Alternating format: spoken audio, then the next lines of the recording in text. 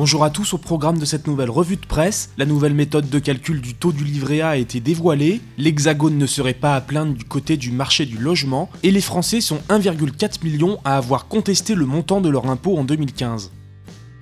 Cette mesure va impacter l'épargne des Français. Comme cela a été pressenti, le ministère de l'économie et des finances a revu la formule de calcul du taux du livret A, peut-on lire sur 20minutes.fr. Jusqu'ici, la méthode de calcul prenait en compte la moyenne entre l'inflation hors tabac et les taux courts, puis le total était augmenté de 0,25 points. Désormais, les indices utilisés dans la formule ne seront plus pris et comparés à date fixe, mais lissés sur 6 mois, avec pour but de ralentir mécaniquement toute hausse du taux de rémunération, explique Capital.fr. Enfin, la majoration de 0,25 points ne sera plus automatique. Elle sera suspendue lorsque l'inflation sera sensiblement supérieure au taux de marché. Cette nouvelle formule s'appliquera en juillet prochain. D'ici là, le taux du livret A actuellement à 0,75% ne devrait pas bouger.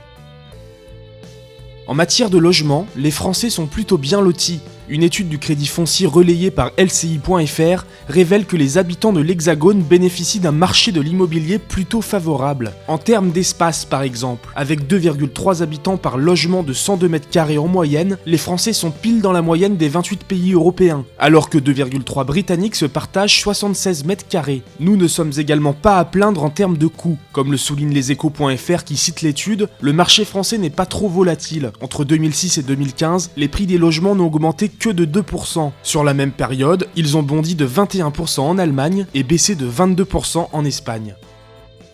Selon le particulier.fr, près de 20 000 décisions ont été rendues par les tribunaux en 2014 sur des litiges d'ordre fiscal. Et lorsqu'il s'agit d'impôts sur le revenu ou d'impôts locaux, 12% des jugements prononcés sont favorables aux contribuables. Cette proportion grimpe même à 33% pour les décisions qui concernent les droits d'enregistrement et l'impôt de solidarité sur la fortune. Pour faire face à ce genre de cas, bfmbusiness.com révèle que le projet de budget 2017 examiné ces jours-ci à l'Assemblée prévoit une enveloppe de 12 milliards d'euros de crédit. L'an dernier, le fisc a reçu 1,4 million de réclamations de contribuables qui estimaient avoir payé trop d'impôts. 400 000 d'entre elles concernent la taxe d'habitation, ce qui fait d'elle l'impôt le plus contesté par les Français.